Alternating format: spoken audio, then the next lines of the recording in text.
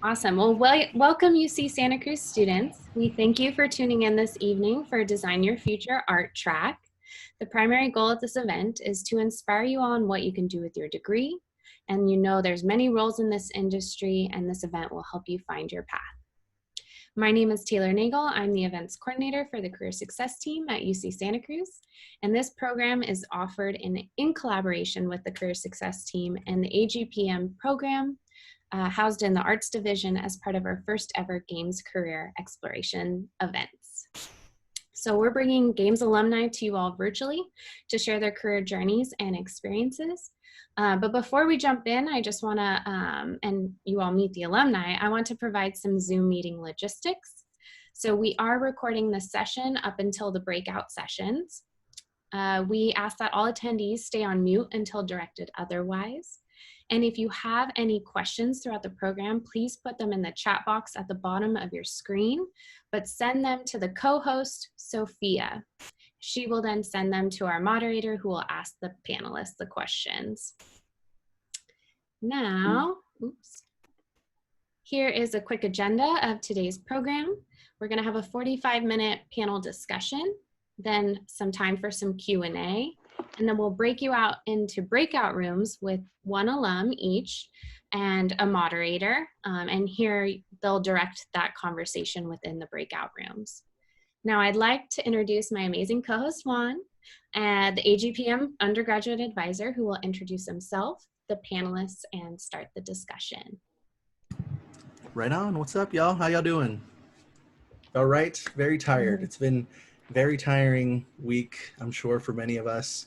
But, you know, we're out here. The alumni are here, so I'm very grateful for having my game buds come through for this other event. And I'll go ahead and introduce them shortly. So, hi, everyone. My name is Juan Morales Rocha. I'm the Art and Design, Games and Playable Media undergrad advisor, as well as an alumni of the program. So the folks that are here today are some amazing artists / friends that I've worked with in different capacities. Some of them I advised. What's up? But yeah, they're all really great people, and I'll go ahead and let them introduce themselves. So I'll go ahead and start with you, Jude. Go for it. Hi, I'm Jude. I'm a 2018 AGPM graduate and a tech artist at Jam City in San Diego. Awesome, thank you. What about you, Chris? I'm Chris. I graduated in 2017 from the art major, and currently I'm a VFX artist at ArenaNet. That's in Washington. Yes. Awesome, thank you. Finally, Tristan. Hello, my name is Tristan. I graduated just last year of the AGPM major, so class of 2019, and I currently work as a UI artist at Pipeworks Studios here in Eugene, Oregon. Awesome. Perfect. So thank you everyone for coming by. You'll hear all about their awesome work and stuff that they've been up to recently, but I think we'll just go ahead and start. Is that all right, everyone? Yes? Cool. All right, so first question, here we go. So first question, we'll start with Tristan this time. Please tell us about your journey, your major in student life, first jobs and internships to the job that you currently hold in games today. Yeah, so I didn't actually start working in game stuff until my junior-ish year of college. I came into UCSC doing biomolecular engineering, thinking I was gonna go the doctor route, and then nope. And then I went to engineering, doing CS stuff, and then I was like, nope. And a professor of mine helped me get into the games program kind of through the CS portion of games. So that was kind of my introduction to it. And as I progressed through the major, I got to meet more people and the community of other game students. I didn't know anyone else in the games program when I first started, and then made a lot of friends. So that was really cool. During my time as a student, I worked as an RA on campus too. So I was kind of I was always on campus, which really helped out senior year when we had to do, going to the game lab and working all the time. But my first experience came with the CEI program. So through the CEI program, I applied and I got an internship at Phenomena, which was Robin Humanicki's company doing QA. So that was like my first like glimpse kind of into like doing work in the industry. So I lived in San Francisco, stayed with my brother up there, and I just went to work every day doing QA work with 2 other people who had gotten the internship at the time. First internship I got, great experience, came back, learned a lot. That was like the only internship I'd ever had for game stuff. So on the side, I was doing work as like a graphic designer. So because I was an RA, I had the in with people that were there that were needing things like, oh, we want to make t-shirts. Okay, well, I know how to make designs. So I would leverage that like connection that I had to get more opportunities to like make things for my portfolio. So because I knew I wanted to do UI, which is like user interface, you know, so all the graphics, all the text, things like that, the experience of making t-shirts and like logos for like events through my college really helped. So from that, and then like building our game, I worked on Robots last year, which I don't know if any of you know it, but really cool game. So from that moment on, I was developing my portfolio, which I think I did like winter quarter. I had started applying winter quarter, and like I applied to like 83 places, I think, before I landed a job. So you definitely put the work in. But everyone from my games like cohort, or my games team rather, like after going through and doing portfolio reviews and me helping them out and stuff, we've all like gotten to the point where we've like gotten into the industry. So a lot of it is just like polishing what you have to like impress people. Look what I can do. So that's been kind of my journey of like, don't know what I do, want to do, like making connections, finding out kind of something I'm more passionate about, and then going on to getting a job. Awesome. Thank you, Tristan. All right.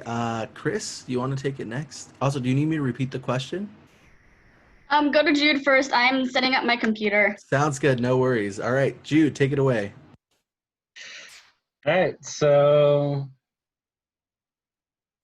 yeah, so I think I worked on my first game when I was like 14, and then for years was just like big designs, crazy ideas, very little sense of actually how to make a game.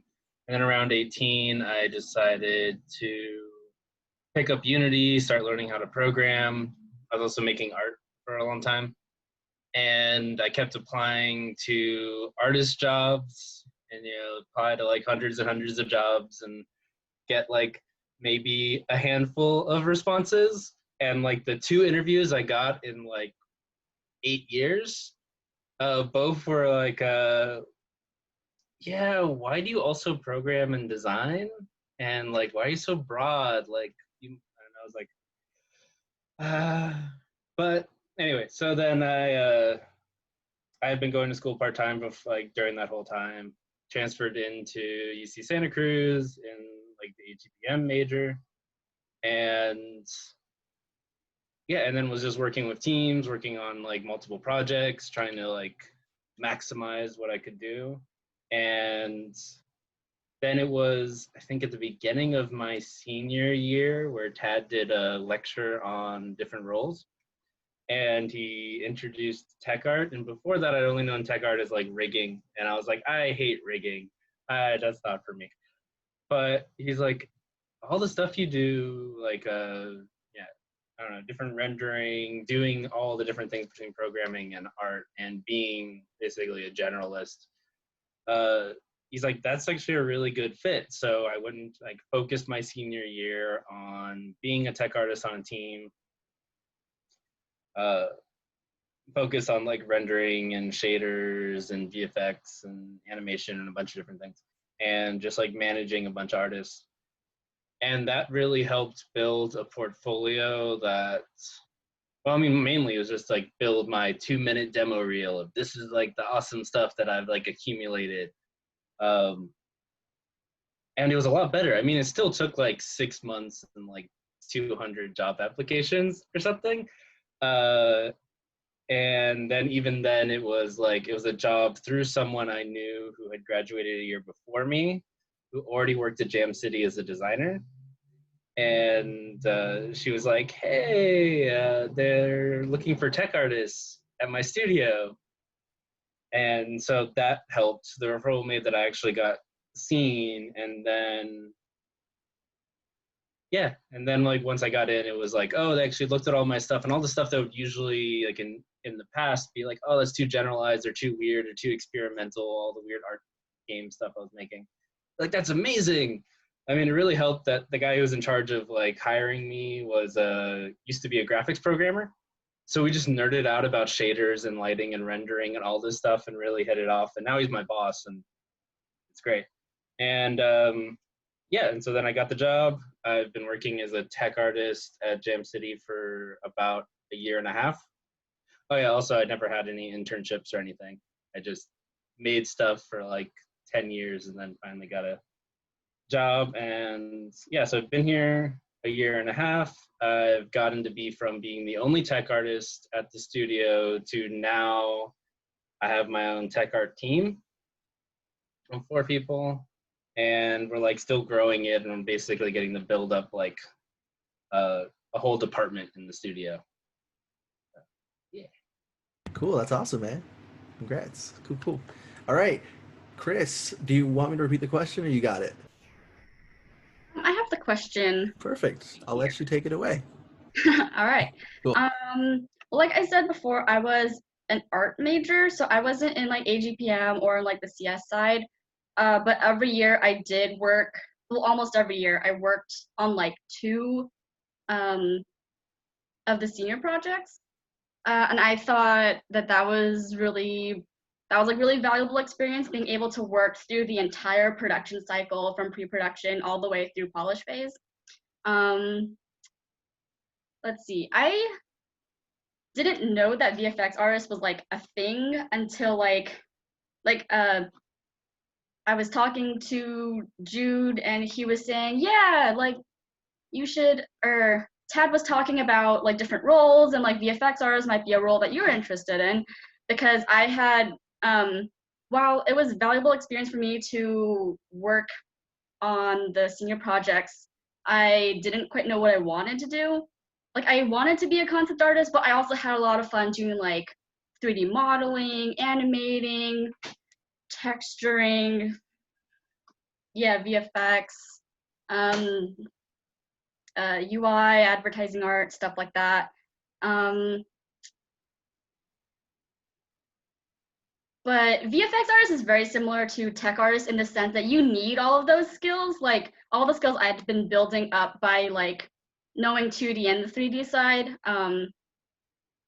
is exactly what you need to be a VFX artist. If you don't know, VFX is like, you know, particle effects, explosions, shaders, post-processing, stuff like that. And yeah, so after I didn't know that I wanted to be a VFX artist like quite off, like right as I graduated. Like I took a year to like really figure out what I wanted to do. I tried out environment art. I tried out producer, or applying to like producer roles, because I had managed like teams of artists. So I was like, I do have that production experience. But that wasn't really panning out. So I was finally like, okay, you know what, this VFX artist thing that I keep hearing about, I'm gonna try for it. And so I reached out to a group, it's called like SF Women in Games, something like that, that a friend of mine had introduced me to. And I was like, they were having a mentorship program. And so I got paired up with this person who works at ArenaNet. She's now my coworker. She was like, hey, we have this apprenticeship program that would be great to introduce you into the industry. You don't need like a ton of experience. You just need to like have front end knowledge of like, you know what a good VFX looks like. Let's see, yeah, so I applied. Originally, I didn't get the internship, or we interchangeably call it an apprenticeship or an internship, but I guess they lost a member of their team. so they need another person to step in. They're like, hey, you were like our number 2 person, so we're gonna hire you. And yeah, that's where I currently am. And it's, yeah, by the way, look out for ArenaNet because they do apprenticeships, which you don't need like any experience in the industry to apply to. So it's great. Yeah. Awesome. Thank you, Chris. That's great. Great tip.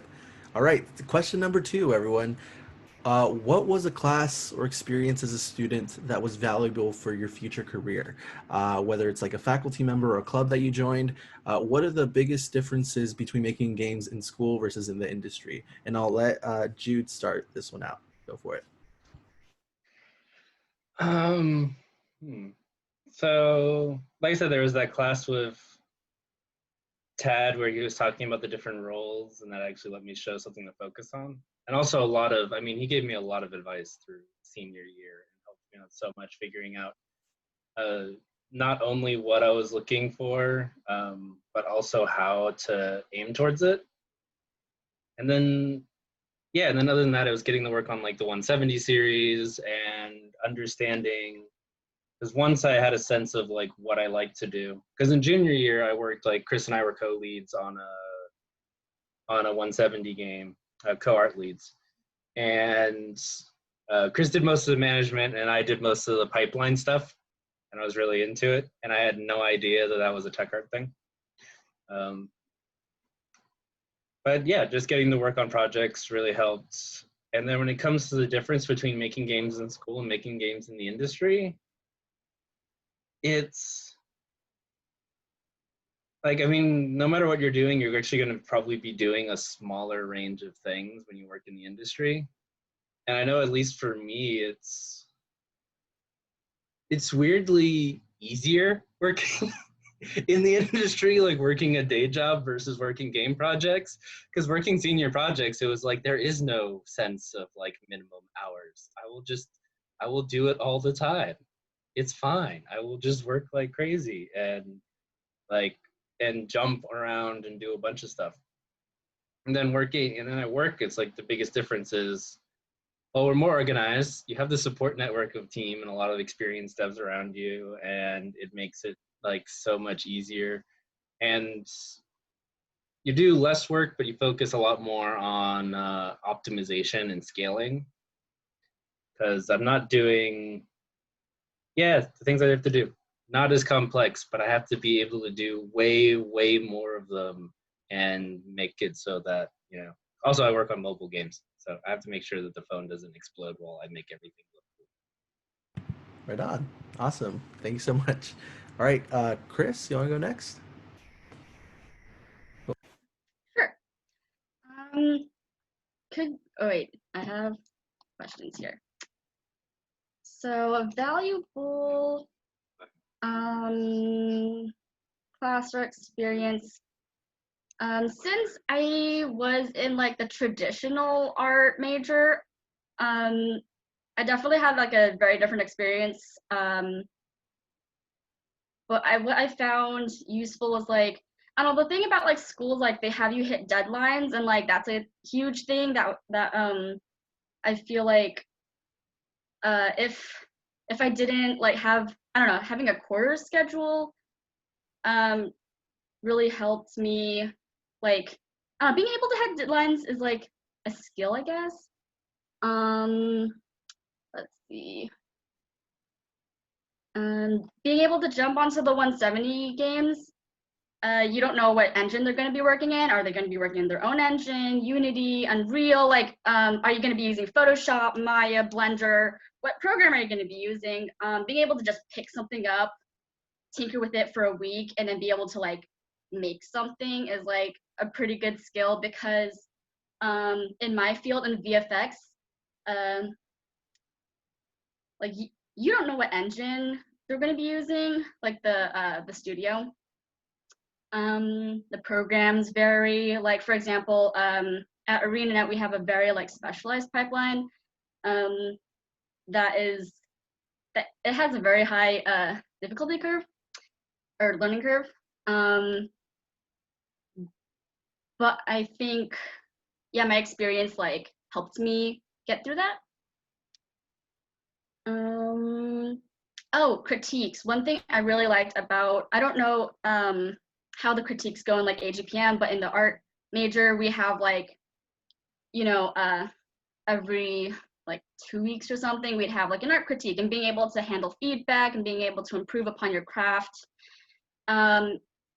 is really valuable. Because from my experience, like in the industry, like we do critiques just to make sure that we're like keeping each other in check and making sure that just like we're hitting like a specific quality bar, so that we can ship it. My favorite 2 words, ship it.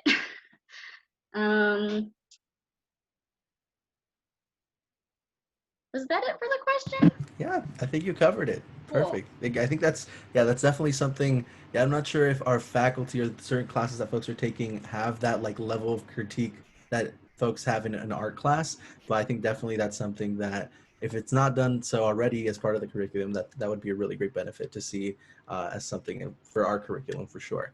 All right, Tristan, your turn.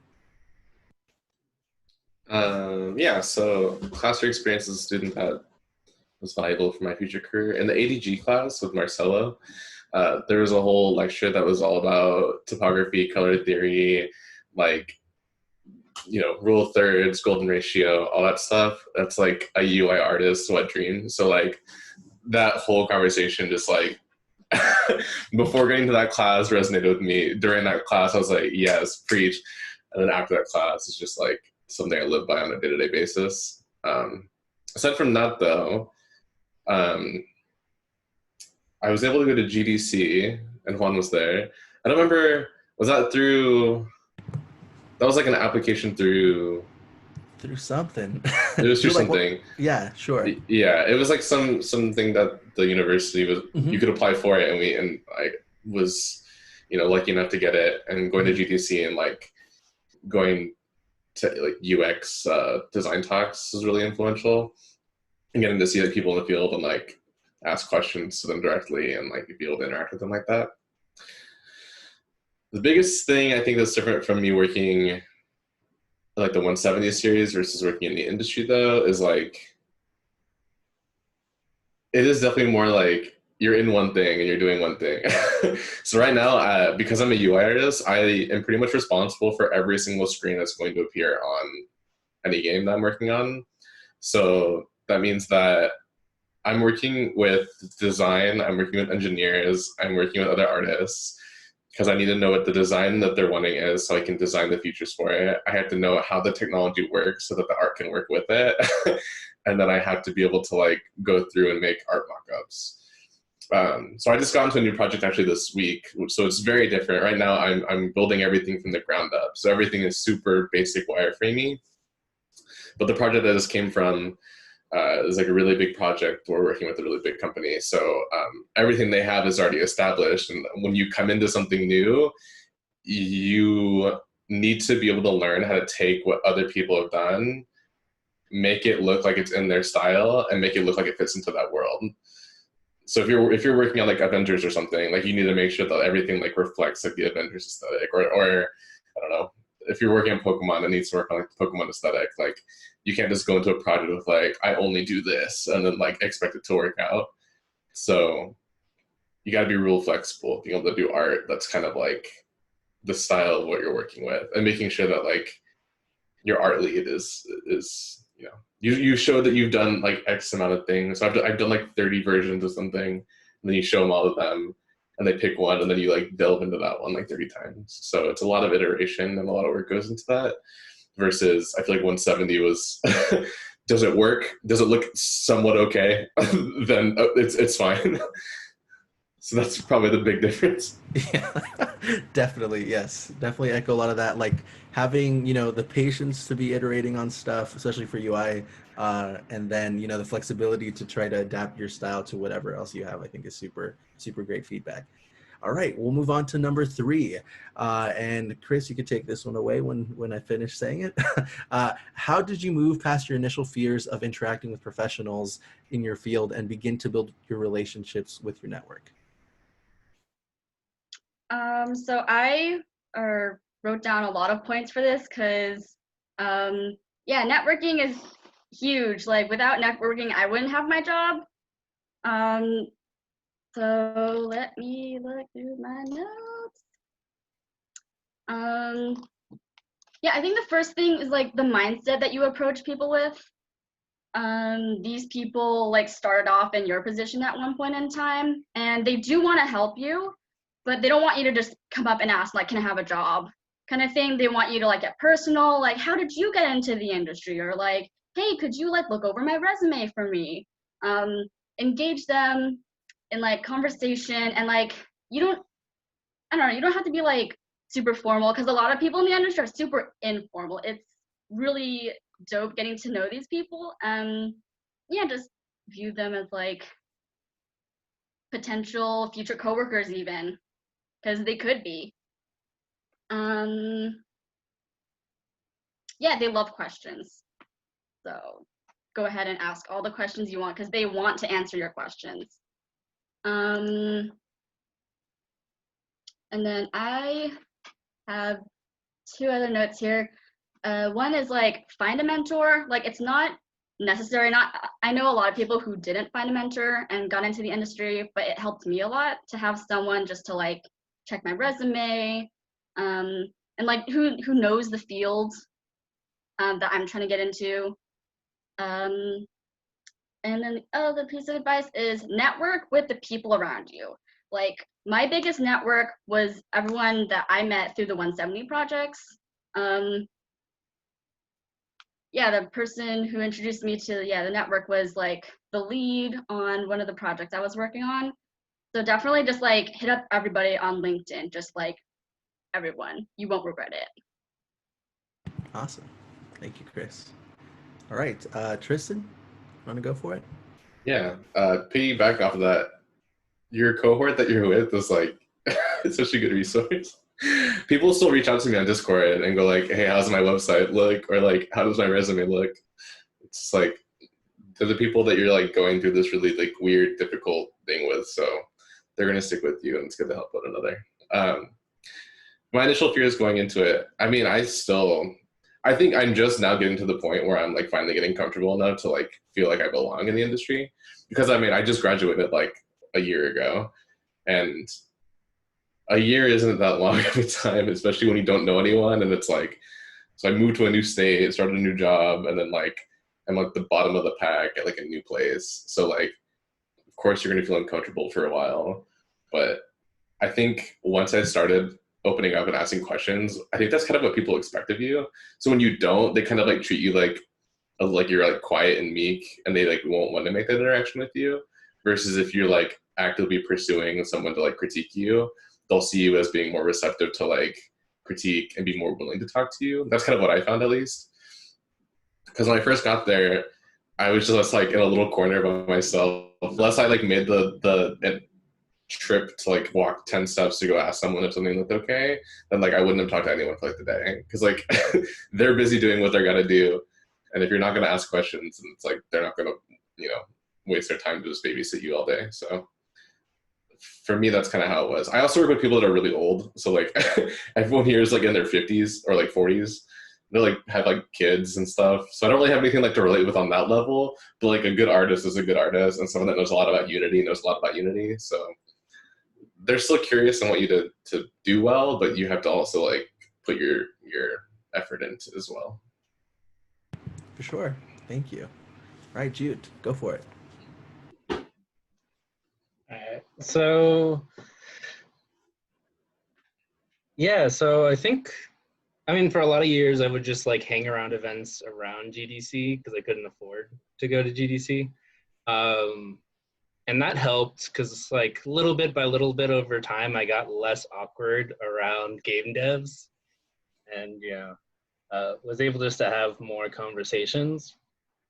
But even when I would meet like people that were older and had more experience and had more like ins, it was just feasibly very difficult for them to give me advice because they had no real idea about how the industry was now. I mean, I still do the same thing at work because a lot of my work is also people in their like 40s or 50s who, they're all game dev veterans. They all moved to mobile because they have families and they don't want to crunch anymore. They want stable income, so we make cute mobile games, and it is good. But yeah, so a lot of them, I mean, it's like even, so the thing that helped a bunch was like, so when I went to UC Santa Cruz and interactive peeps and interactive professors, and yeah, I feel like my best network has been the people that I've met at UC Santa Cruz. And then also like shifting my perspective, going like, okay, the people that are the same kind of stage as me, because like I said, I got my job through Norma, who's Chris's friend, who we still kept in touch with, and like she had graduated from like the CS game design in like 2017, I think. And you know, yeah, and so it's like a lot of like older peeps that I had that were like more like mentor advice roles had a really hard time like giving me any advice that would really actually help me get past the barriers I was facing. Because if they were artists or even if they were tech artists and they got into the industry 20 years ago, they're like, I got in because I was one of the few people who knew what 3D software was. I picked up a software and a month later I had a job, and I've just been doing it ever since. And you're like, cool, it's not like that anymore. They're like, yeah, I have no idea. I don't know. So it's like finding people who are like, you know, a year, 2 years, 3 years down the line, kind of where you want to be, were the ones that were really helpful when it came to like advice and help to build things out and understand things. And yeah, and then like all the friends and the people you get to work with are like in the program become really your best resource, because they know you and they can genuinely vouch for you. Like, yeah, you can have someone, you talk to them about it and you ask them for some advice or some help, but they don't really, I mean, it's hard for them to sincerely advocate for you as like, as a game dev, because they've never worked with you as a game dev. And right now you have a bunch of people who are getting to work with you as a game dev. And as they go out and, you know, everyone has their different like struggles and their different success rates getting in, your network just gets like stronger and stronger. Yeah, for sure. Awesome. Thank you, dude. Yeah. I think, you know, speaking on that a little bit, like I know, well, I think it was like the first GDC probably that I went to. I saw like on Eventbrite that there was this like Latinx in Games festival, or no, not like a Latinx in Games festival, but an Xbox Latinx like lunch dinner thing. And I was with Hesse, who's an alumni at AGPM too, but we didn't have tickets. It was like a sold out event, but we went to the venue anyway, and we were like, hey, can we come in? They're like, no, you don't have tickets. And we're like, all right. But like, if you want to wait for, you know, in the lobby, you could hang out for a little bit. And we were just in the lobby playing pool for an hour. And then they're like, hey, you guys still want to come in? Some people didn't show up. And we met a bunch of people. So I think like, you know, obviously it doesn't work out the same way right now because we're all like in our homes or whatnot. But when you get the chance to go to GDC, even if it's as a student day, even if you're just around San Francisco while everything's happening, you don't have to be in GDC to be networking with game devs. There's a lot of like free events that happen around that time. So, you know, make sure you have your portfolio ready, make sure you have your business card ready, because that's really how you're going to be connecting with different people and putting yourself out there. So thank you everyone for your great insight on that. All right, now we'll move on to number 4. And Tristan, you could take this one. So number 4, tell us about a normal day in your current role. What are the challenges you face? What do you like the most? So right now I roll out of bed and then I'm at the office. Quarantine life. Yeah. I mean, it's kind of different now in quarantine because I'm not next to people. I focus a lot better when I'm like near people that are also working. But my daily thing I would say is, well, it depends. Like this morning I had an 8:45 meeting, which wasn't fun, but it wasn't like our company. It was like a company we're working with. So every day is kind of different. You never know if you're going to wake up early, but make coffee, sit down, check emails. Normally I have like a bunch of invites to meetings with people. And a lot of what I do as a UI artist is I have to work with designers. So there's Confluence and Jira, which are like a track management and like giant doc thing. I don't know how you explain Confluence, except for it's like pages of like designers just like talking their brains out. So I have to parse what a designer wants, and then like figure out how that interprets to what I have to make, and then I go make it. So right now I'm working a lot on XD, which is more for like prototyping and wireframing. So because our product is so early on right now, we're not at the stage where I need to be making like high fidelity art products. Like there's no set style yet. Like art director hasn't like made a style yet. Style of everything is still in progress. So right now it's just like my job as a UI artist is to make sure that the flow works, that everything's set up so that when we do get to art, we can make it look pretty. So right now it's just been going through documents, parsing those into information I can use for what I need to be doing, and then having meetings and showing up what I've been doing, getting critiqued, and improving on it. It's a little bit different than what I was doing before. The last project was more structured as it was farther along. I had a UI, or not a UI, art lead who would give us tasks. So I might have 3 or 4 tasks that need to be done for the sprint. And then as long as I'm working on those and getting those submitted, then I get feedback on it, and then I work on it, and I get feedback on it, and then I work on it. And then they show it to like people to get it approved, and then it's approved, and then I give assets to people. It's a lot of back and forth between people, a lot of communicating with people. So day-to-day can be like either really stressful of like, oh, I have like 8 things I need to do.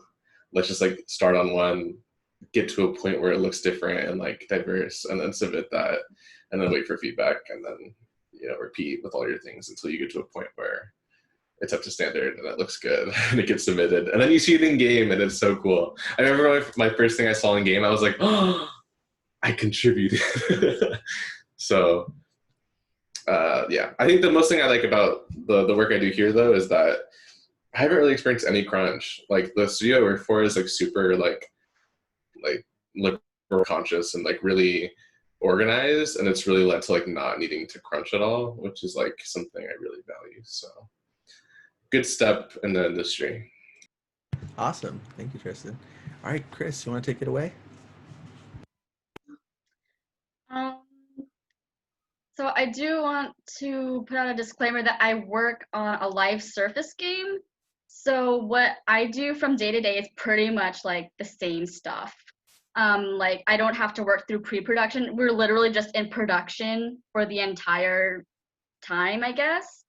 And there's like no like, we're like, if we have an expansion, we'll like release, but that's like about it. But then we'll go back to working on like the live game.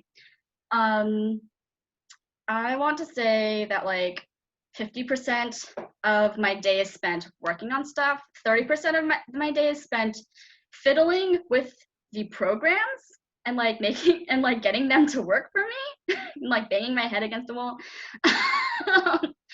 And then I can't math. What is it? Like the last 10 to 20% or whatever is communicating with people. Communicating with the designers. I'm like, hey designer, I'm making a fireball for this attack. Like, what is the AoE radius? What feeling do you want me to convey? Other things like that. And then like talking to my coworkers and being like, hey guys, this is what I currently have. What do you think I can do to make it better? What kind of polish should I put on it? And then yeah, I don't have a lot of meetings. Like since quarantine, like we've been having more meetings just because we can't just like face-to-face swing by someone's desk and be like, hey, I need this thing. So I do have like 1 meeting a day. But before quarantine, I had like 3 meetings a week, which was pretty cool because it doesn't really interrupt into my workflow. Challenges I face, it's mainly just like fiddling with the programs and the communication aspect, because the rest of just like making stuff is just fun. That's the fun part for me, is just, yeah, I made a cool thing, you throw it into the game, it looks dope, and you're like, hey guys, what do you think? And they're like, ship it, and I'm like, yeah. So yeah, it's a great feeling when you're like finally at the when you make a thing and it's finally at that level where people are like, you're done with this task, time for the next one. Awesome. Perfect. Thank you. All right, Jude, you're up. All right. So I guess also disclaimer. So what I worked on for the last like year and a half and what I'm working on now are full engine ports of live games. So taking two really big, really active games and rebuilding them completely in Unity. So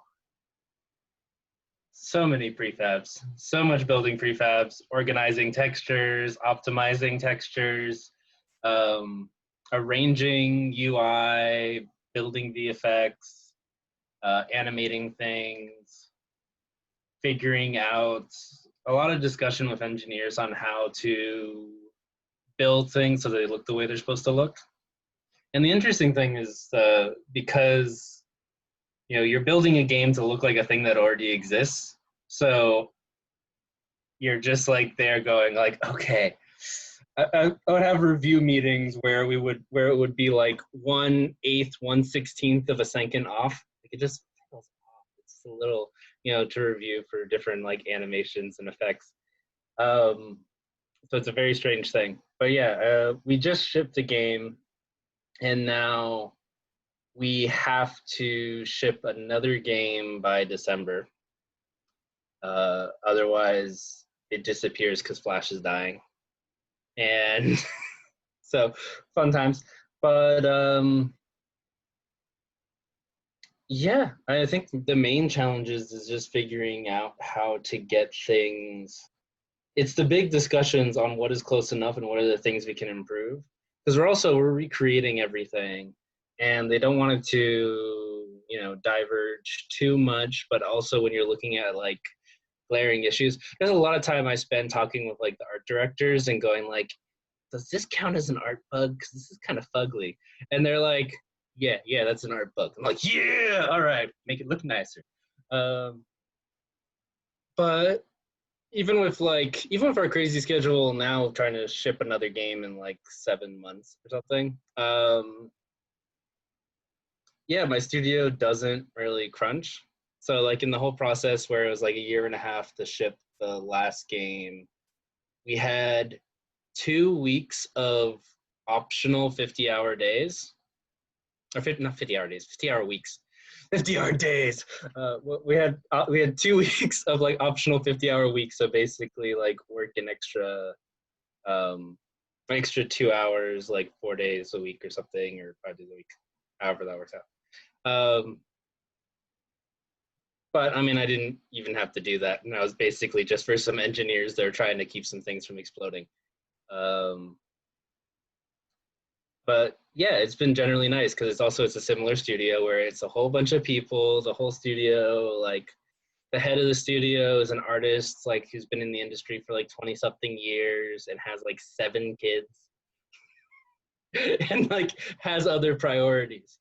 And yeah, most of the people in the studio are that sort of deal. They have families, they've worked AAA, they've worked all the big different studios, they've done all these games through like the 90s and 2000s and whatever, and they're just like, I want a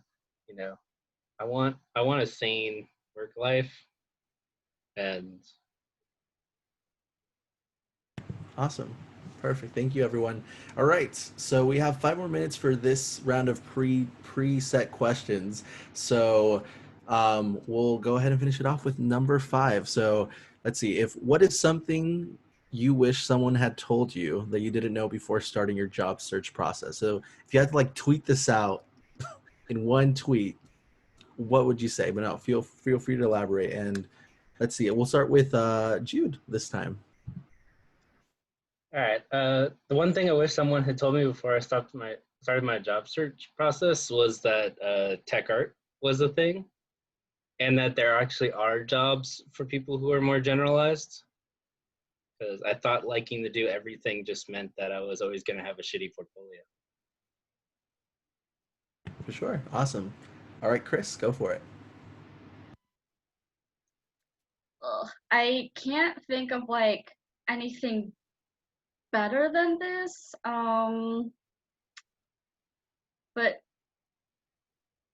I don't know, job hunting is gonna take a while. Like it took me I think 9 months to find a position, and the entire time I was just like, I don't know, anxiety and just like, oh my god, I just like need a job and like sad and like It was a lot of like stress on myself. But you get through it, but it does take a while. Like in the industry, it'll take like, I don't know, 3 months for them to get back to you after you send in your resume or something. It's not fun, but it's like I don't know, some weird thing that happens a lot. But yeah, just be patient. You'll get through it, even if it takes 1 to 2 years. I know people who search for like 2 years, but they got a job. So yeah. Awesome, thank you. And Tristan, can you finish it off? Yeah, I would say just because Riot doesn't hire you doesn't mean you're not good at what you do. Just because you don't get into Blizzard doesn't mean you're not good at what you do. Smaller studios are going to be a good place. I mean, when I first started where I worked, I didn't realize like how bad I was at what I did until like I see the progress from like when I first started to like what I've been working on now. So like you have a lot of room to grow. So like don't beat yourself up about it. It's a very small percentage of people that just like instantly go into places like Blizzard. So thank you. Perfect. So is there anything you need to say, Taylor, or am I up for questions next?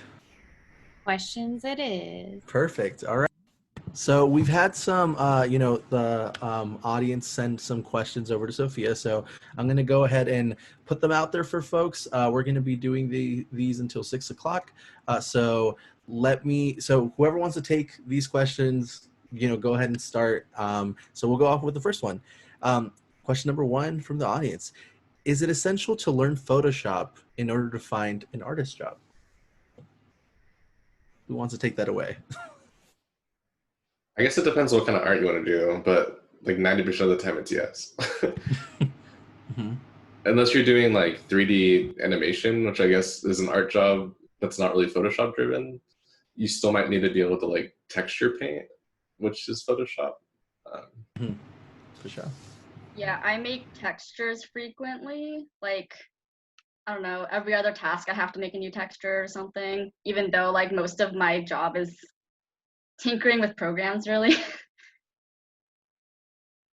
Awesome. If you're trying to learn Photoshop, I think masks and like the effects are probably the 2 most useful things I use in Photoshop. Learning how to mask things out, brush things out. Smart objects are really good. Yeah, I don't know. Masking was like a whole new world for me, and it's beautiful, and I love it. Sure. Anything else anyone else wants to add? Cool. I don't even do any art, and I still have to know Photoshop. There you go. Because I have to work with 2D art at some point. For sure. All right. So learn Photoshop, y'all. Let's see. All right. Question number 2. What do companies or hiring managers look for in a portfolio meant to fill a concept art position? I'm not sure if y'all would know this in particular, but maybe y'all could talk a little bit about your particular portfolios, if anything. I was originally going to be a concept artist, so I know what they want to see is like they want to see, I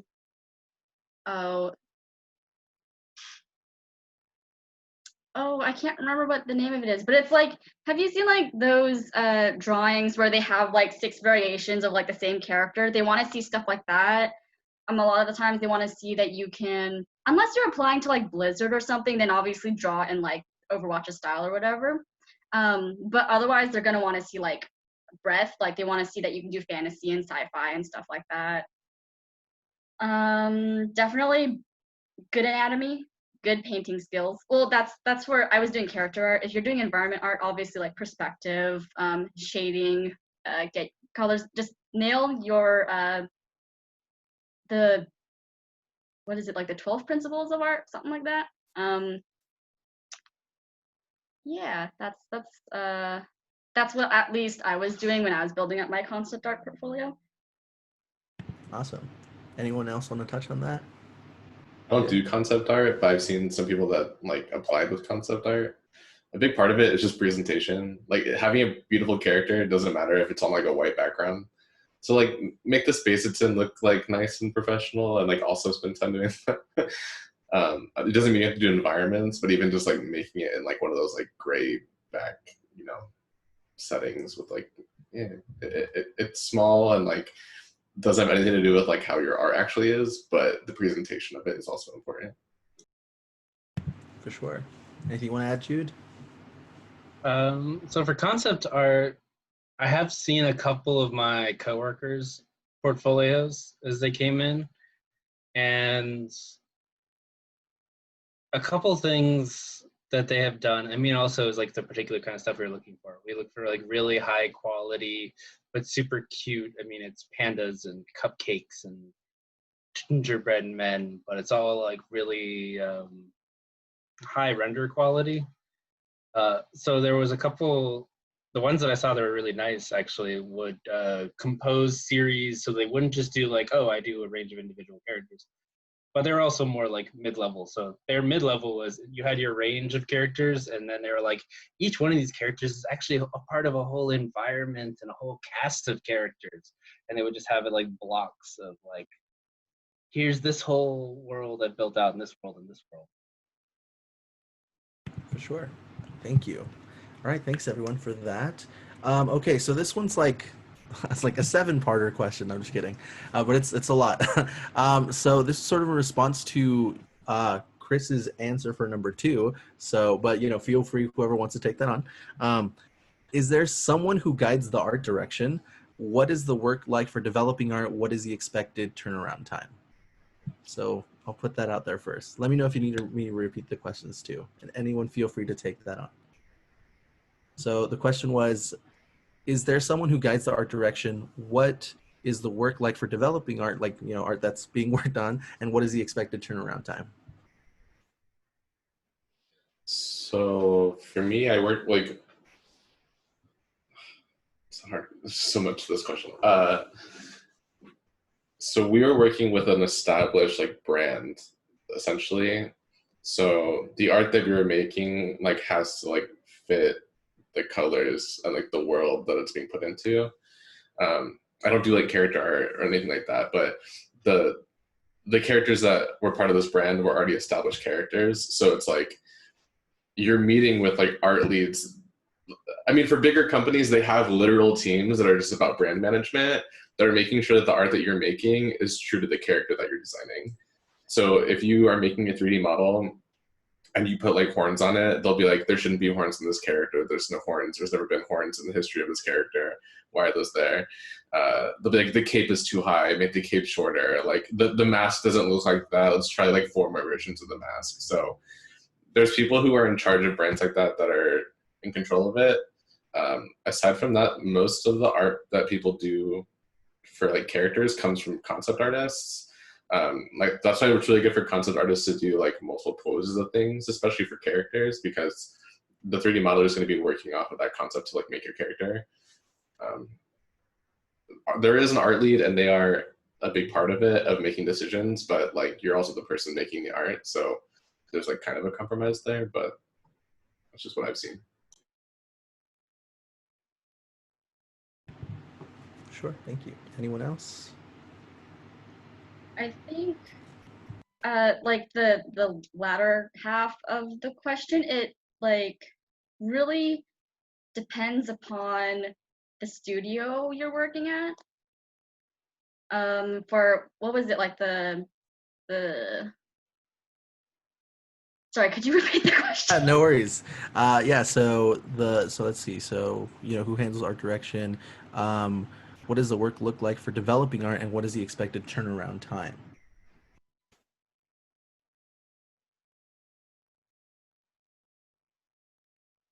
Like, I'm wondering, is there like, what would you say, like when you're given a task, what do you usually like, does it depend on the task? Like what sort of stuff y'all are working on? Like, you know, if you're working on like the main menu screen, is there like, you're like, we need this by like, you know, in 3 days, or is it a bit longer for either of y'all?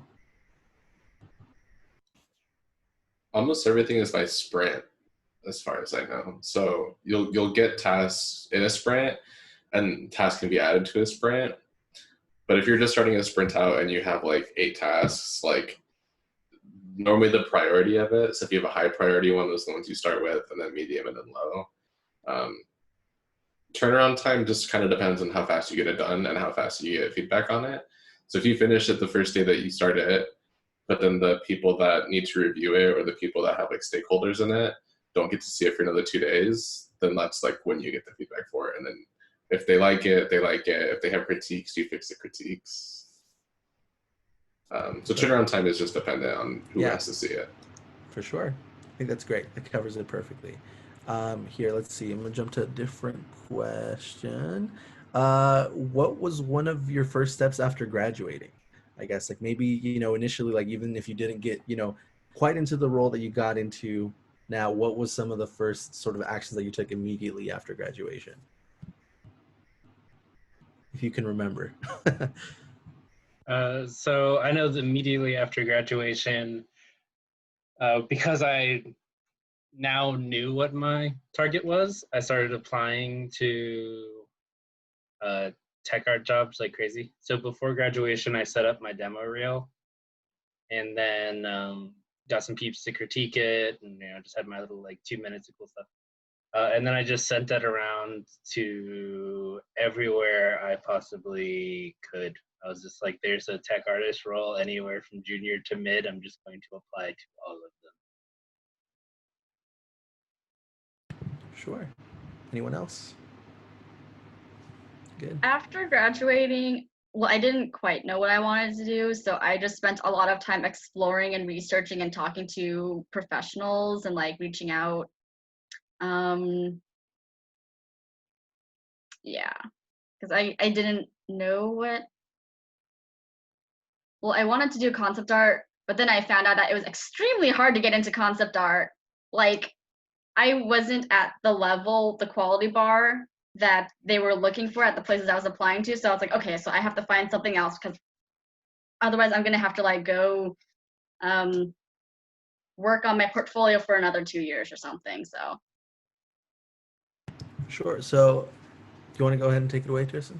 Yeah, I was one of those rare cases where I got hired before I graduated. So I moved to Oregon a week after I graduated. And then like started like 2 weeks after that. So I literally haven't had any break time since graduating. Wow. Like good and bad, maybe? Yeah, so I think, yeah, like Ben actually sent some really good follow-ups in here of like, did y'all like, where did y'all live like after graduation? Did you move back home? Did y'all have other jobs while you were, you know, getting your portfolio or work ready or developing those skills? I was like, I know Tristan, you flew out to Oregon. Nice. By either Jude or Chris. Yeah, I stayed with I just stayed with family after graduating. Like, because I had done like just like worked jobs and lived different places for like 8 years before coming to college. But after it, it was just like, yeah, my family helped me out a bunch. They're just like, look, your focus is you got a degree now, you know what you want to do, just spend all day applying to stuff. Awesome. Cool. What about you, Chris? Do you want to add anything? I moved back to my parents' place. And then shortly afterwards, my cousin was like, hey, we kind of need someone to watch our kid. We'll pay you for it. And I was like, fuck yeah. So, and I just worked on my portfolio like in the time that I wasn't watching their kid. Awesome. Perfect. Thanks, y'all. All right, let's see. So we have about, I know I said 6, but we actually have until 6:05 for Q&A. So I think let me see, what's another good question to ask y'all about? Okay, this one's a bit of a deeper question, but we'll get into it right now. How do you deal with periods of time where it doesn't seem like there's a lot of opportunity? I know y'all were touching about like having applied a bunch of different jobs to finally get something to stick. So did you ever have doubts about going into the games industry or like any sort of external pressures, maybe from like family or anything like that, to do something else? So if anyone wants to take that away, go for it. I think once I switched to the game major, I kind of put most of my eggs in one basket. It was something I liked, and it was like what I decided to go forth with. Like, if I didn't continue with it, I would have had to probably stay a 5th year or find out something else. But I liked what I was doing, and I liked the games that I got into. What was the other part of the question? Yeah, no worries. So it's like basically like, you know, how do you deal when there's like periods of time where it doesn't seem like there's a lot of opportunity? Yeah. And if you had any like second thoughts or doubts about getting into the industry, or any external pressures that, you know, like from your parents pushing you to do something else? Yeah. So I think that all applications for all jobs should be touch and go.